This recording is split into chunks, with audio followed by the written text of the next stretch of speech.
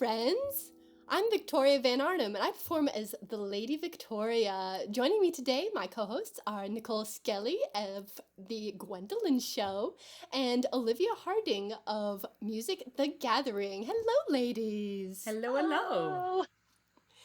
Now, we know you all are missing the Renaissance fairs as much as we are, so we're gonna chat about that a little bit today. One of my favorite things about the Ren Fair is getting to see all of the awesome patrons that come and everything that they wear and everything that they do, and like a lot of them have been going to fairs a lot longer than me, because that's just how time works. And it's so cool to get to hear from them, their experiences with other performers, their experiences with this fair, and like the history of the fairs from different folks.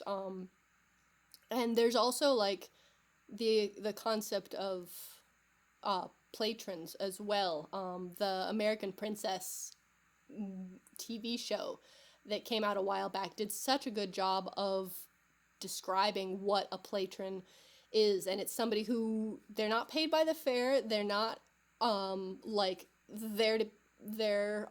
they paid to get in, they're just there for fun, and they dress up amazing and are such a big part of the atmosphere and the environment, because a lot of fairs can't afford a big cast, and so to have folks come in and be such a part, because it's an immersive theater aspect anyway. So Yeah.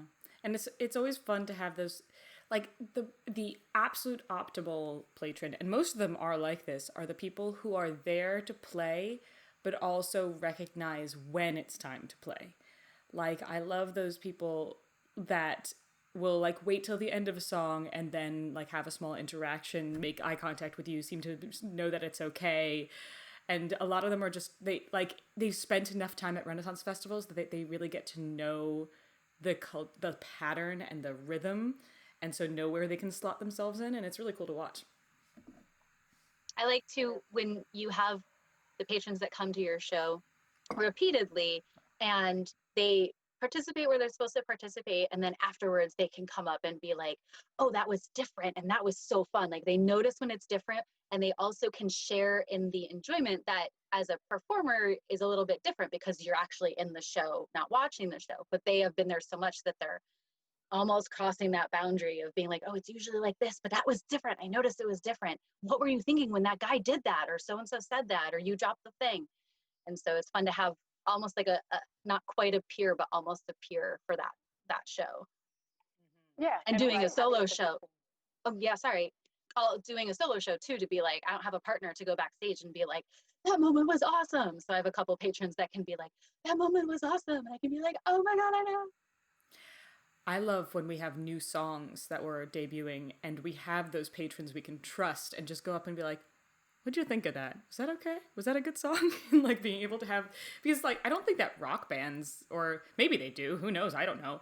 But I feel like people who are touring more grandly in like the mainstream music don't have that like wavery fourth wall where they can be like, hey buddy, what'd you think of that song?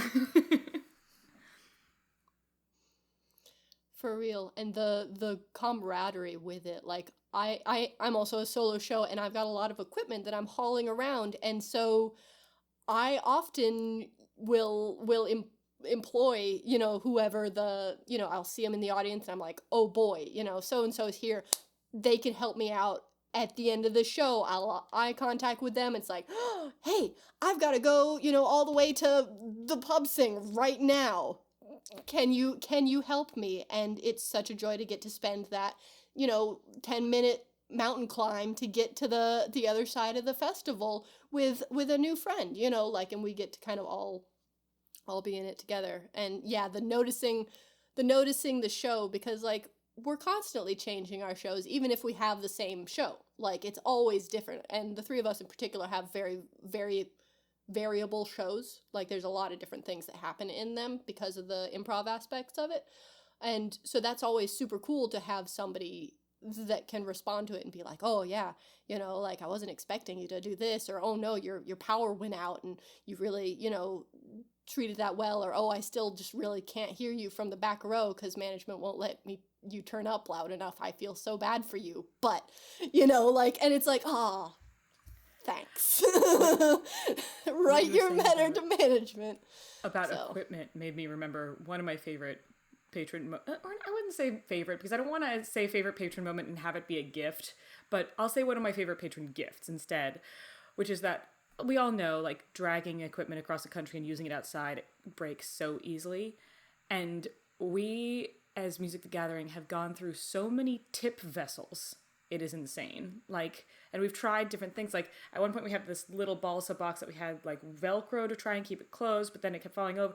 And then finally that smashed, and we just never, and then we kept using random things that we had around because we hadn't replaced the tip basket yet. And then, of course, it was Sherry and Michael Albert, because they are absolute angels in Florida. We show up, and they had this gorgeous, like, ebony colored with runes on the side, this, like, chunky, substantial box waiting for us on the stage. And we were like, wait, this is for us? And they're like, yeah, we noticed that you smashed your tip basket for, like, the 8th time, and you probably could use one that was a little heftier. And just, like, knowing that a patron would, like, notice that we needed something for our show, it was something that we were going to use, and we used that tip box all over the country after that. It was just so nice to know that they noticed and, like, they were looking out for us. But them in particular, we've joked around that we're just going to call, instead of calling our 3rd album Level 3, we'll just call it the Sherry and Michael album, because they have helped us out so much, and they're just such awesome, sweet people. Yeah, it's hard to pick favorite patron moments and interactions and gifts, like, to separate all of that. And I do, one of my shows is the trunk show, so I have 2 people up on stage with me, and my favorite interactions are, especially last year at the Maryland Renaissance Festival, for whatever reason, every time I did that show, it was amazing. But I picked the 2 volunteers, and when they feel comfortable enough in the show to do what I've directed them to in their own way, is the most amazing patron performer thing, where I'm like, oh, here's the reins of the show. Okay, you took them. Oh, you're turning in a different direction. All right, that's great. Okay, now come back here. Okay. But I've had, someone will usually bring me a cider during my show, so I have my mug with a cider in it, and I hand it to one of the guys on stage with me to hold, and he'll drink it when I'm not looking, on purpose, when I'm not looking. Or I handed, like, the show is that Gwendolyn decides she wants to become a knight when she grows up, so she has to do all the things to become a knight, and one is to, like, learn how to walk like a knight. So I bring up an audience volunteer and I watch him swagger across the stage, and then I bring up a squire and I make him hold all of my stuff in that, like, it's too much stuff for him to hold kind of way. And then I bring up a dragon, which is the same guy who was the swagger across the stage guy, and I have to slay the dragon, and then I'm a knight. And I have a hobby horse, and something happened where I was holding the hobby horse in one show, and I gave it to the dragon because the other guy, the squire, had already set up a bit where he was like, okay, hold this to me. And I was like, I'm the knight, I don't hold stuff. And I would hand it to the dragon. And so one time it was the horse, and then the dragon ate my horse and, like, threw the hobby horse away. Like, he was like, and, like, threw it away. And I was like, what? This is amazing. I think that was the show that I, like, laughed so hard that I had to sit down on the stage and I cried just a little bit because it was so funny. Because I was like, what am I supposed to do? And then the squire's, like, drinking my cider out of my mug, sitting down on a bench when he's not supposed to. It's like wrangling 2-year-olds, and it's in the most amazing way. And those are just so fun and funny in that moment. Sorry, it's That's like really a long cool. story, but it's I like, love that. that's the whole, for me, that's one of those things about performing at Renaissance festivals. I love doing regular theater or film or anything like that, but the wobbly fourth wall, or the complete breakage of the fourth wall, when you are interacting with, you can see them and they can see you, and they know that you can see them, and you can do things based on what they're doing, and turn on a dime or react to them.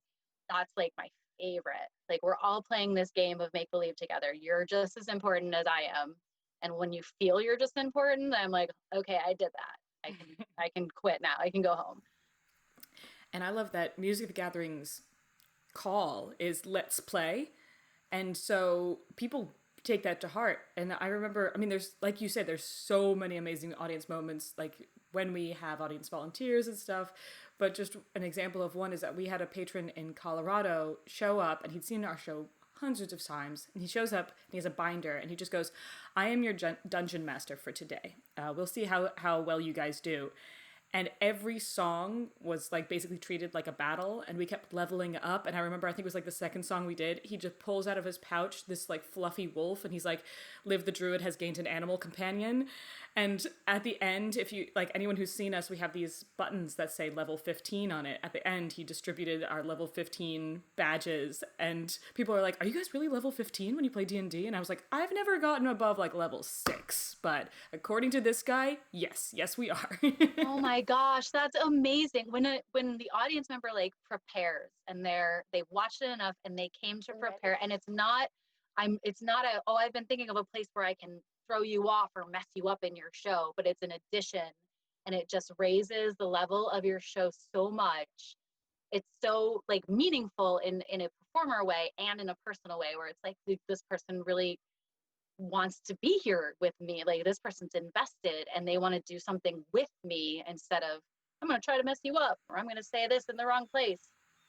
That's so cool. And he brought an animal companion. That's amazing. I know. Did you get to keep it?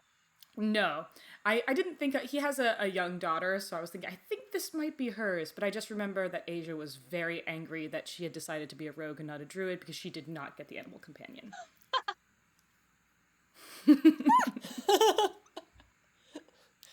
Fair.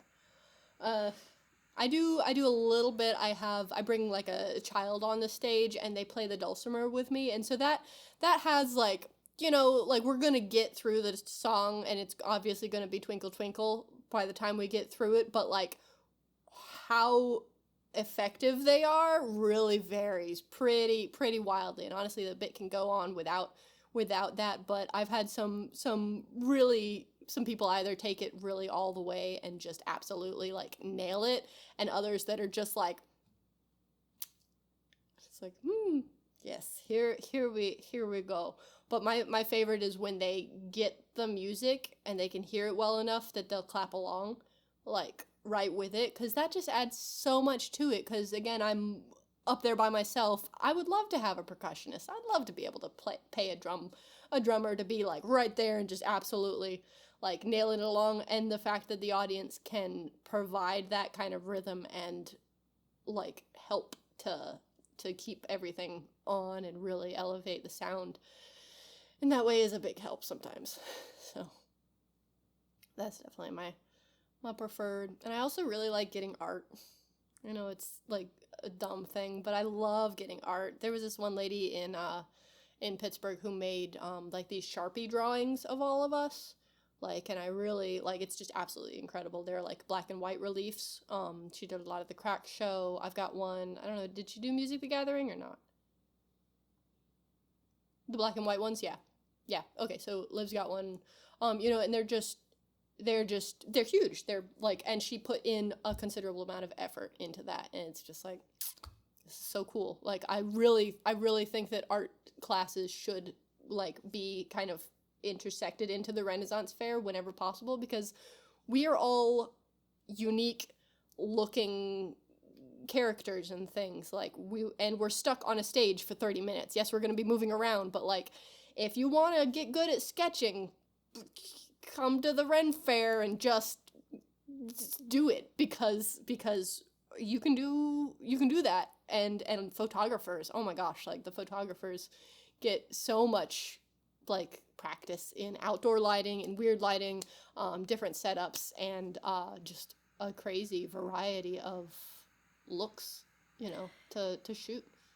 In this year, I've been finding like little pockets of joy where I can. And one of those pockets of joy, like when I want to cheer myself up, is remembering that we have a like budding fantasy author writing a book about us currently.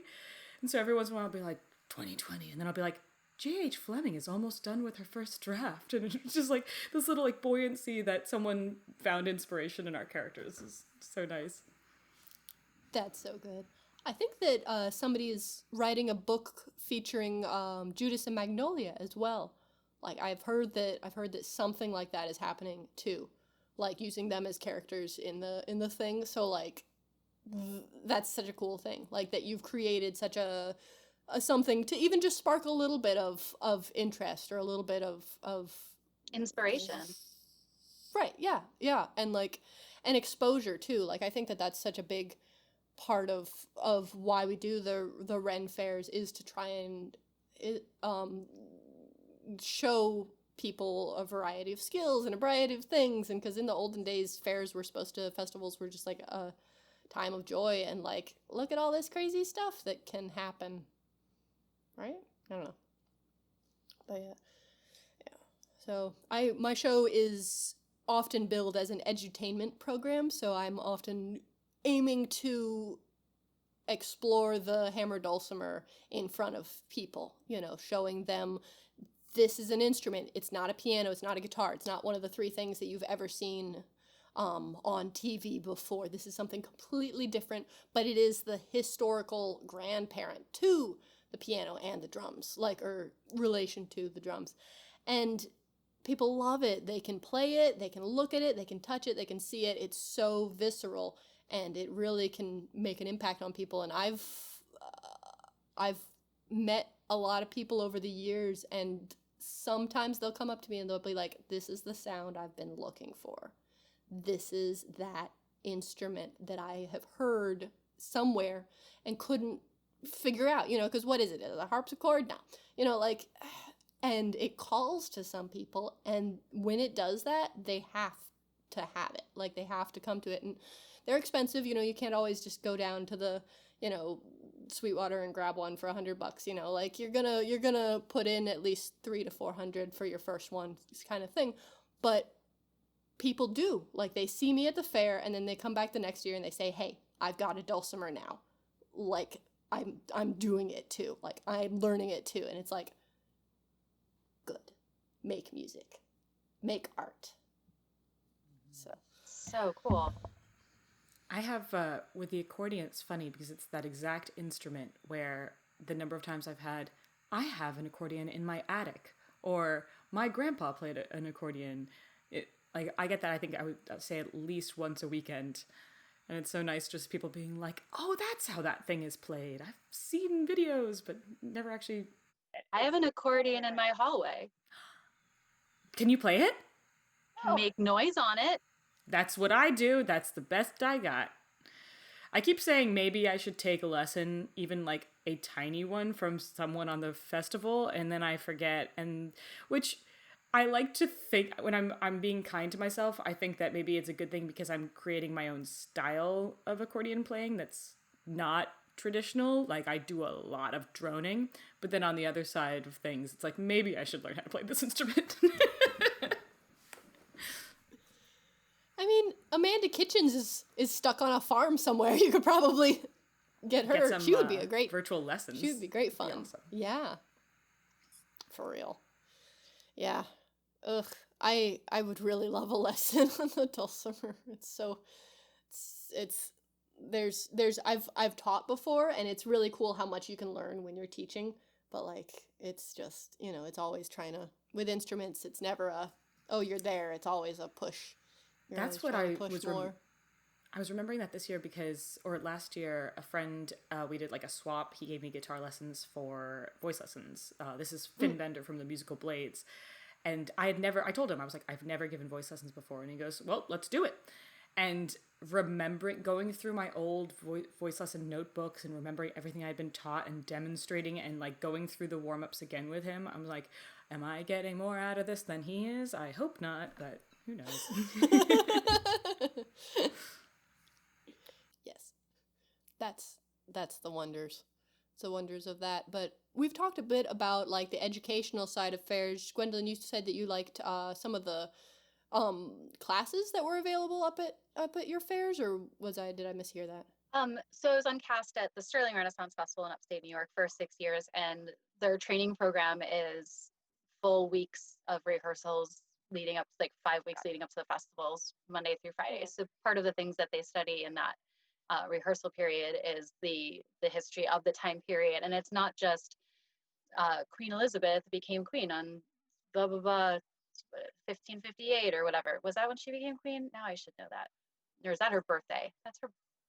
Oh man, see, it's not. It doesn't teach you that. But they talk. They'll be like, okay, we're playing the year 1588, and so the last queen was Elizabeth, and she's been queen, and you probably don't remember Queen Mary before her, but you know of her, and this is what you would know, type of stuff. These are the historical events you would know about.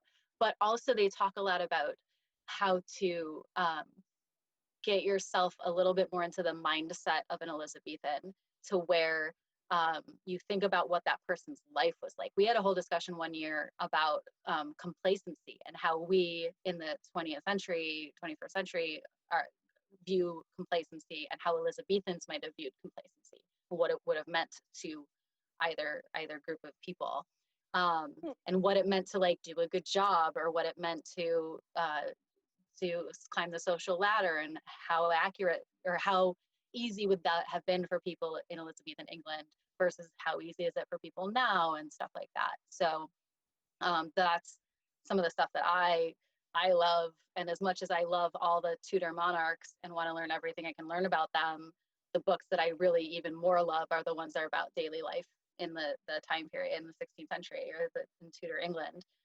So I want to know, what time did they get up, and what did they do when they got up, and how many people did they do that with or do that for, and when did they eat their food, and what was in that bowl, and how did they make their beer, and where did their clothes come from, and what about the bathroom, and like I want to know all of that.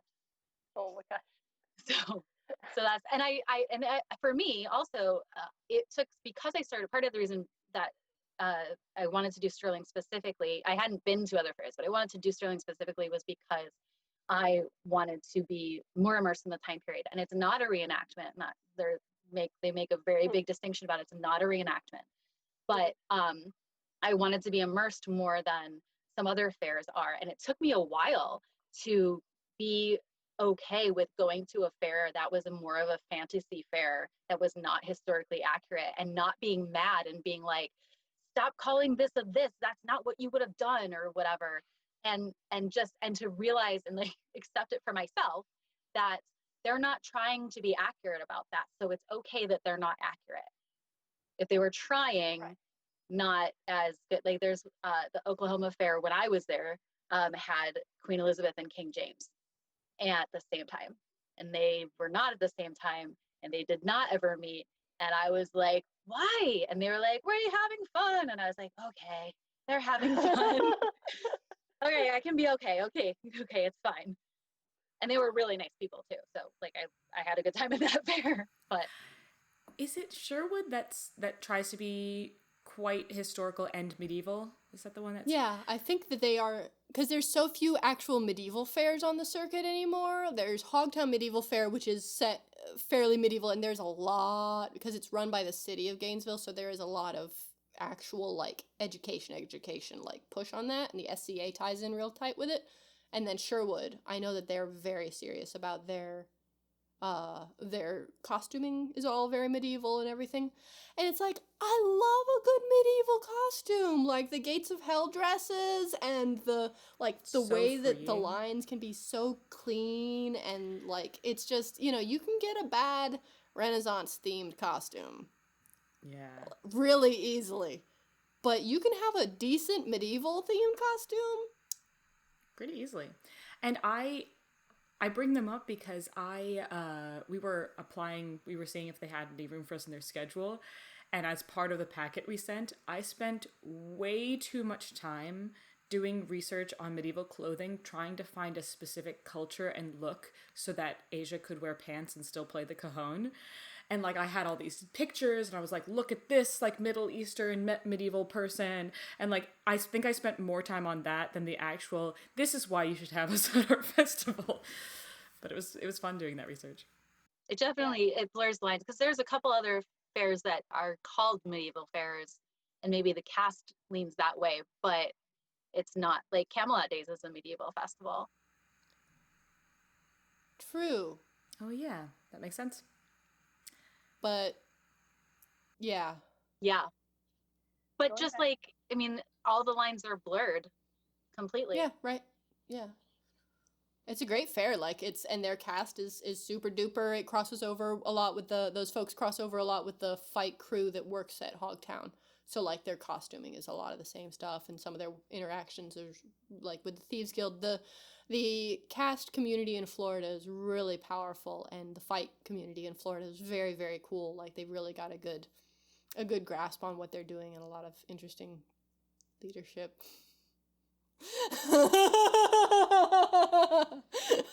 When you were talking about edutainment, Victoria, it was making me think of, I have such mixed feelings about no, that's a lot. I was going to say I have mixed feelings about like Education Day or Children's Day, but actually not a fan, and not because I don't like teaching or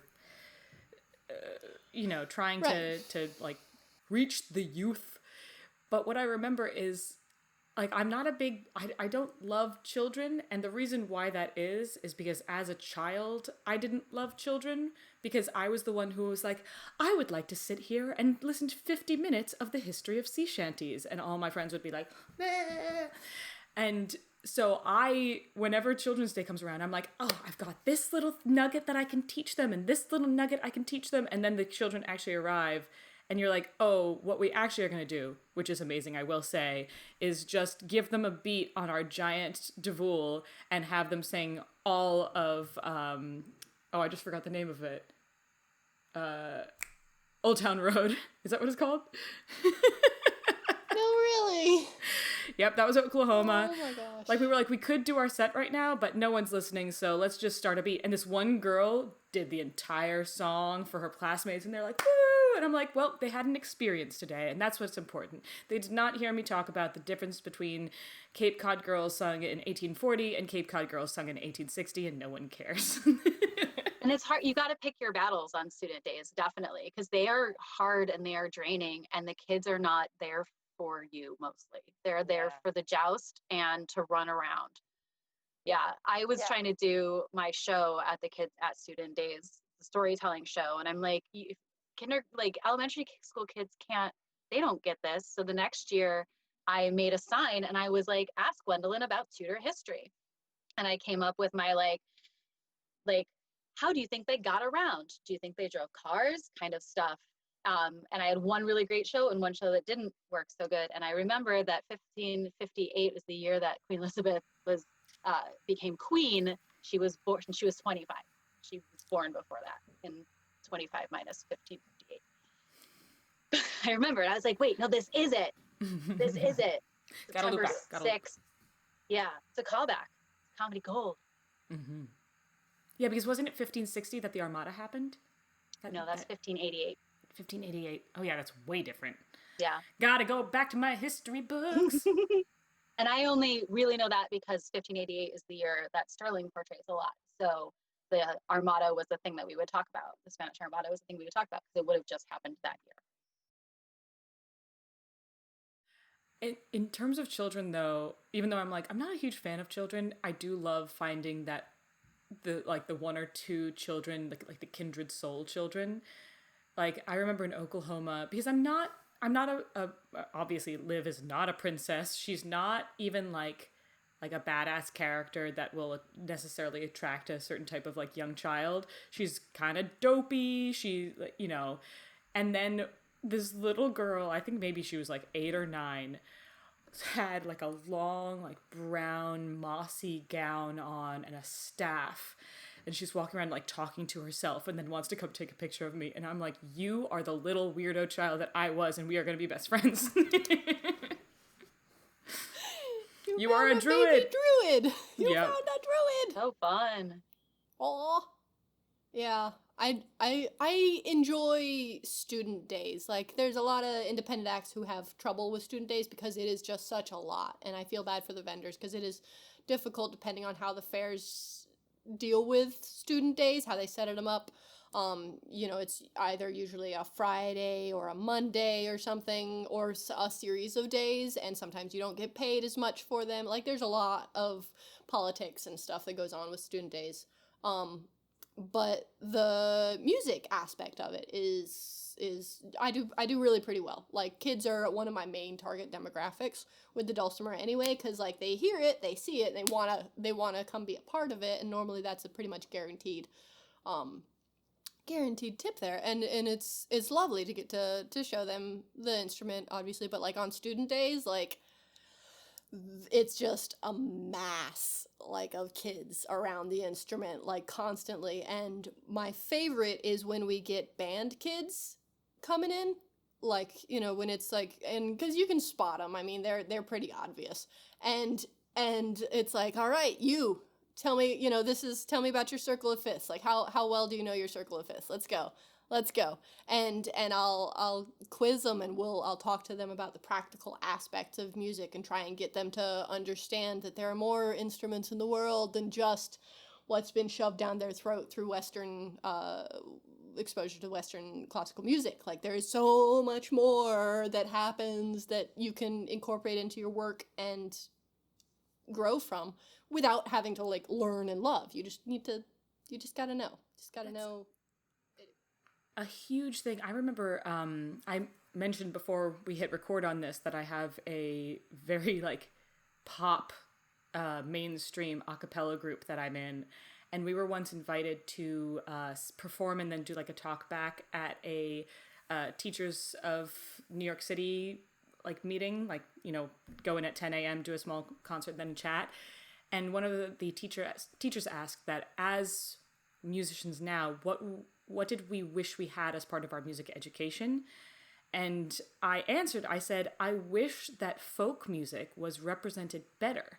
Because growing up, I thought folk music, and I thought, if I had a hammer, I'd hammer. And I'm like, no, getting like the world music and like the crazy crunchiness of some folk arrangements and like the protest side of things, and like how badass folk music can be. You never got that growing up. It was always just sort of like very major, very easy to learn, like, this is folk music, and you're like, oh, snooze fest, okay, goodbye. And that's what I always wished I had growing up, because I didn't get into folk music until I went to college, where I joined a pirate crew, like you do, and then I learned all the really cool folk music. Right. I feel very strongly about folk music and about the education of it, because I do think it gets trod on, but like, it's music with a purpose. Like, folk music is a cultural aspect that is made to have a purpose. The beat is simple in folk music, so you can dance to it. Like, Celtic music, like, it's called a jig because you're supposed to jig to it. Like, it's called a reel because you dance a reel to it. Like, that's why it's there. That's why it's in 4/4. That's why it's in 6/8. That's why we have these weird time signatures that orchestra kids have some trouble with sometimes, because the beats are in a different spot, you know, and it's a whole different purpose, whereas orchestral music is for another specific purpose. You know, it's to develop your musicality in different ways and understand the forms of symphonies and stuff, you know, like. And also the huge thing about folk music is its mutability, that folk music is specifically for the folk. Do with it what you will. Like, we were talking in our last little session about like fandoms and people getting really intense. Whenever I meet like a folk person who will like dislikes of a certain arrangement because it messes with time signature, I always want to sort of go, do you understand the purpose of folk music? It's like, it's supposed to evolve. It's supposed to do crazy things. Like, a good example is you, Victoria, introduced me to it, but I think it was maybe Brett Blackshear who did it originally, that I always hated the butterfly with a passion. Like, I found it one of the most boring songs in the entire like group of traditional tunes that everybody was playing. And then I heard your like jazzy version that has like all the crazy crunchiness in it. And then like some people do it with like the B part, you do the second instead of the third in the first interval. And I'm like, oh, wait a second. And that's part of folk, is it's twisting things around and making it your own. And it comes full circle, because a lot of early composers, there's a lot of Russian composers in the classical sense that pulled from folk music and that reference folk music in their musics as well too. So that's such a cool cool aspect. Yeah, getting to know, like, I know the lineage of my tunes. Like, I play a so-and-so's version of something tunes. And, like, in folk music, you'll always have, like, your favorite, like, you don't have a favorite tune. You have, like, my favorite version of, Haggard the Churn is by the Chieftains. You know, like, that's it. That's, you know, like, everybody plays it. It's on everybody's album. But, like, the quintessential version that I think is there. And then you can debate that at will. So I think I need to go listen to some folk music. We will have mass. We will make a playlist. They do. There will be. I have CDs. I know there was last fall. There was a really fantastic. I think it was a documentary about folk music on like PBS or something. I feel like it was folk music. It could have been country starting with folk music and going through bluegrass and all that. But I don't remember what it was. But I saw like 20 minutes. Awesome. And I know this isn't a setting for plugs, but in case anybody listening wants to listen to Ren Faire's version of a lot of folk music, I just made a giant master Renaissance Fair playlist on Spotify with over 500 songs from multiple genres. So go and find that. It's called the Renaissance Fair Master Playlist, is I think how you can look it up. Right on. Yeah. Because there's a lot. There's a lot. Yeah. There's a lot. And it's really nice because a lot of people have been saying it. It's pennies. Like when you listen to a song on Spotify, the artist maybe gets like half a penny, if like what is it, like 0.19 cents? 0.00023 cents is what the Yeah. current going rate is for an average stream. Yeah, so it's kind of pathetic. Like CDs are always better than streaming on Spotify if you still have a CD player. But if you have that if you have an artist's stuff going in the background, mute your Spotify, have it playing all day while you're doing your work. Those things add up eventually. Is very true. Super dope. But yeah, so education, student days are fun, or tiring, depending. I don't think we agreed that they're fun. They exist, Yeah. and we do them as a And we contractually do them obligated With a thing. smile on our Yeah. faces when anyone can see us. Exactly. We absolutely do. Yeah. Drink at the end of the day. Like, so Ren Fairs, we've talked a lot about like Ren Fairs and the circuits, you know, that we run on. So to give a brief explanation, a circuit is where you perform during the year, the fairs that you go to from place to place throughout the year. So that means so my circuit starts in Florida, and I do Hogtown, Flarf. I've got some time off in April and May where I typically tour to Italy, and then I do Georgia, Colorado, previously Pittsburgh, Southern Ohio, and then TRF. So and then that brings me all the way down to December, and that's, if you've got about 40 weekends out of the year, that's typically considered a full circuit. Like, that's about as much as you can handle, because you lose some time in there for Christmas. There's some time that fairs don't exist, depending on where your area is, and you just need a minute off, depending. You do like That's if a you do full circuit. if you do like 4 major fairs, and they're like 7-8 weekends, and you might not want to take a 1 or 2 weekend fair or do a partial because it doesn't make sense to go fill that weekend and spend the money to get there and all that too. Exactly, yeah. A lot of the circuit building, which is kind of when you first get onto the Renaissance Fair, like performing side, you have to kind of really learn a lot about where fairs are, who runs them, what the like environment is like. The time of year is a big thing. So figuring out what fairs fit your circuit is such a huge part of growing on the Renaissance Fair. Like, I'm very lucky. I have a home base in Florida, so I'm able to do all of these weird soft site 1 to 2 to 3 weekend fairs. In the fall, I'm working all the way through December, basically at like an Orlando Renaissance Fair that is lovely, but very, very small. It's only 1 weekend. I know a lot of people who do the Midwest circuit have a similar thing where there's just a bunch of these 1 to 3 weekend soft site fairs that are amazing, but you won't really hear about them because if you're not in that area, you're not going to travel to get there. But we move as an average, I think about every 2 months. Like, I think 2 months is probably about the longest I'm ever in a area normally. Is that about the same? Right, except now now as an I exception. was also going to point out, because I get this question a lot at festivals, or I get people who are like, oh, you should, like, are you coming to Ohio? You should come to Ohio, or whatever, insert Renaissance festival I don't do there. And it is about figuring out which festivals are going to fit in your personal travel plans, ideals, what you want to do. But then after you do that, or in the process of doing that, you have to then submit your information to the fairs. And it's not, some people, I know some patrons that talk to me don't know. And so people that are watching this might not know. So insider information, but you can't walk up to the such and such Renaissance festival generally and be like, hi, I have a funny show, please hire me, thanks. Yeah. You have to go through this process, and it's different for different fairs, and you have to call or send a packet or fill out a certain form online and do it by certain times. So you have to be up on that as well, which is another side of that stuff we've talked about previously about what do you do between the weeks, like between the weekends during the week, when you're making sure you have your promo videos and your still shots, and you've got, if they want a resume or if they want references, and oh no, this fair books a year in advance, or this fair books 4 months in advance. So when do I have to get my stuff to them by, and how much is it going to cost for me to get to this fair, to the next fair? So is that even feasible before I send my stuff in, or all of that, the like juggling that, all that administrative side is a thing too.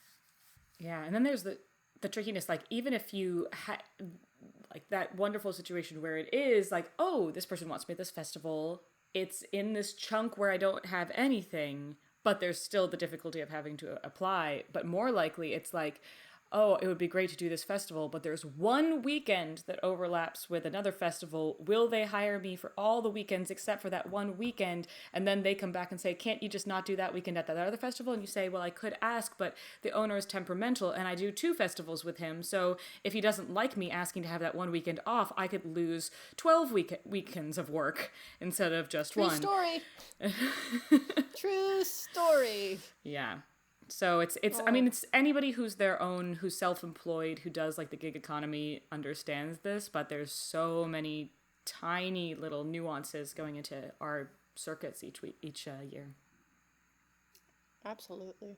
But it is kind of the fun part of it, because it's like it's a lot of a gamble, and it's a lot of a puzzle. Like, it's a jigsaw puzzle. And because we are in that gig economy, because we are self-employed primarily, we can pick kind of where we want to go. Like one year I decided when I first started that Bristol was going to be my goal.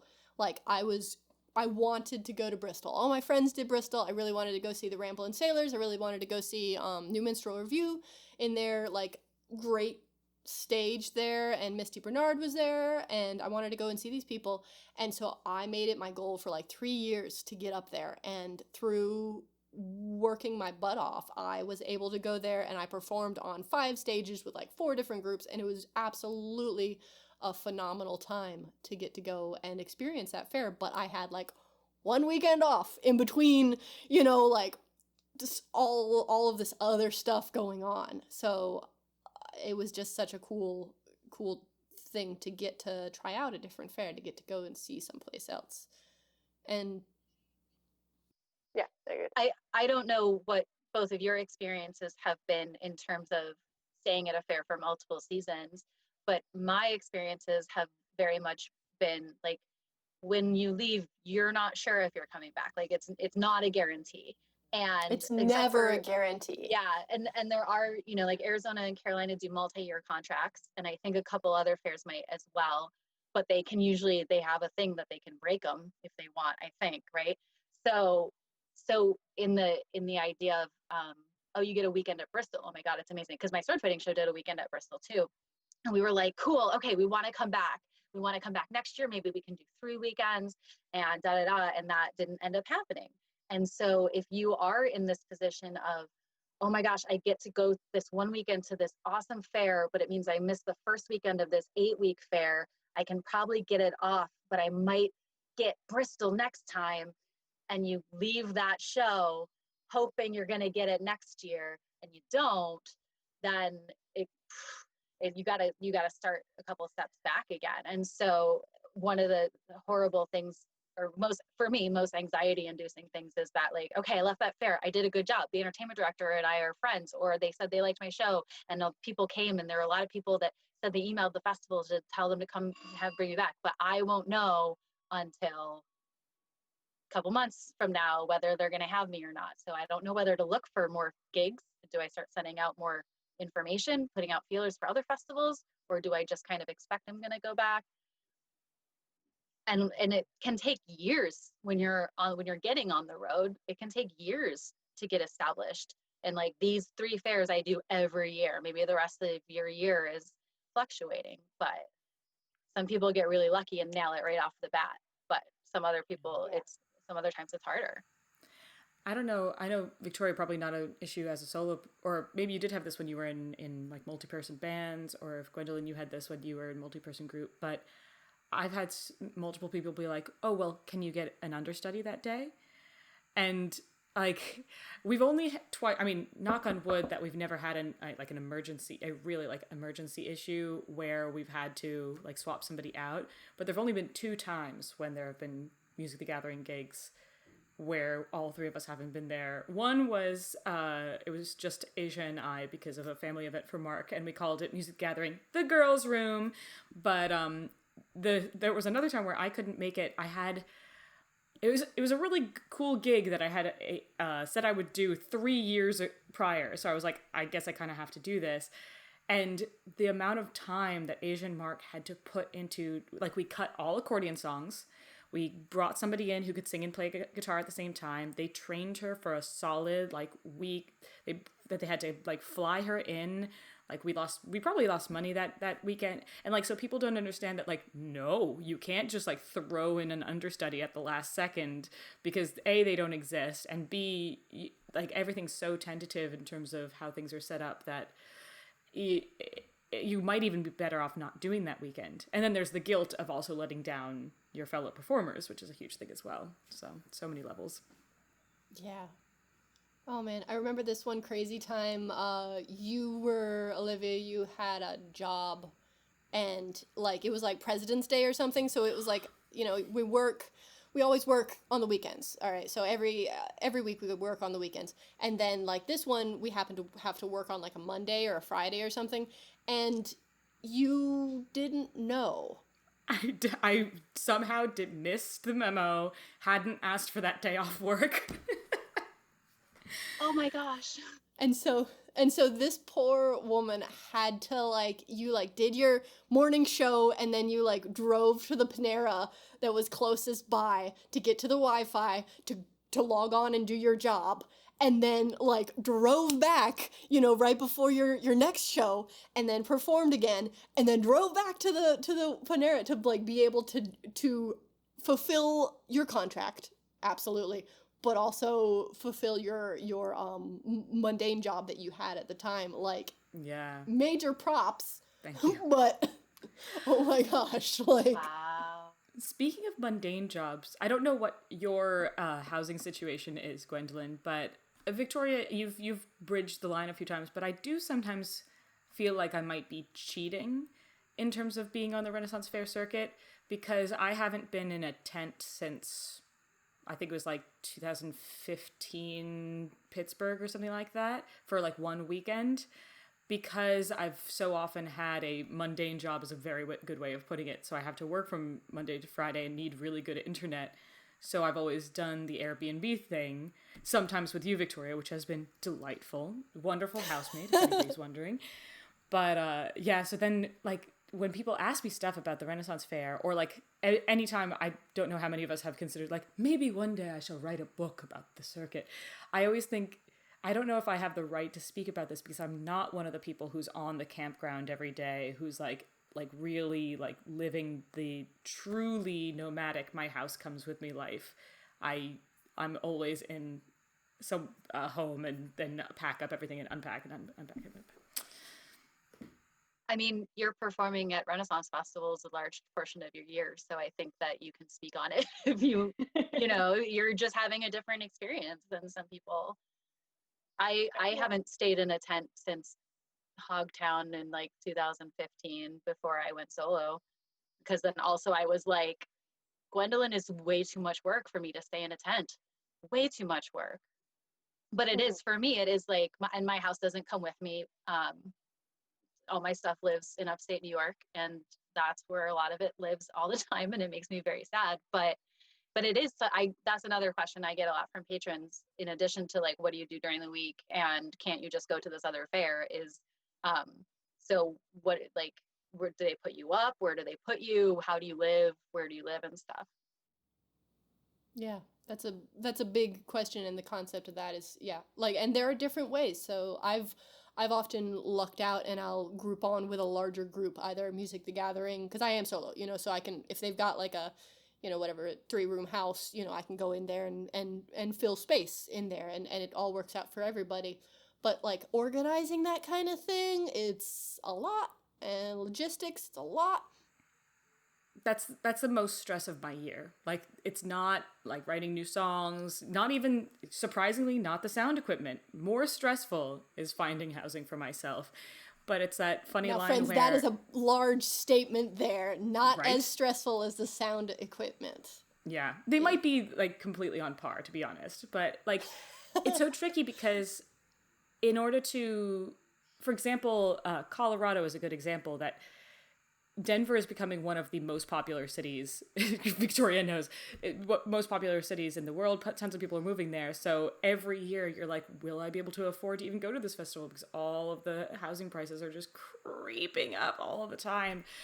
But at the same time, I, as a completely tetherless single person, I don't know if I want to pay money for an RV, not knowing what my future is.